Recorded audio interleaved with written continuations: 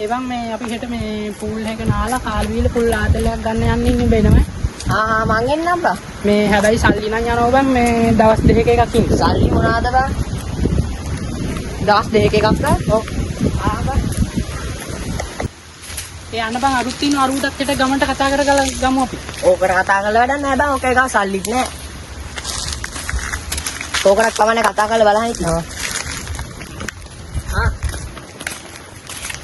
ඒ බං අපි හෙට ගමනක් යන්න ඉන්නේ. මේ පූල් එක නාලා දවස් දෙකක් කාලා බීලා කුල් ආතලයක් අරන් ඉන්න. අඩෝ සල්ලි නැහැ බං. අපේ අම්මා මේ දවස්වල මේ බොරු නම් බලහම්. මං උඹට කිව්වනේ බං මුගේ ගා සල්ලි නැහැ කියලා. ඕ බං මං ගන්න ඉන්නේ මේ. වැඩක් නැහැ. ඕ බං උඹලත් කියනවා. අපි අර බිනාලව කතා කරගන්න. අඩෝ බං මේ අසරණ කම හින්දා බං උඹට කියන්නේ. යන්න ඔබගේ. හලෝ. හලෝ. වෙන්නේ ඉතින්. ඉන්න බං ඉතින්. ටිකක් යන්න බං බැලුවේ. ඔද යන්නේ. පූල් එක ගිහලා නාලා කාලා ආතලයක් අරන් ඉන්න හද. වෙනවයි. මං එන්න. යමයි. යා අනිවාර්යෙන් යන්න. කාට ටිකක් සෙට් කරන්නේ කොල්ලෝ. මම සෙට් කරගන්න.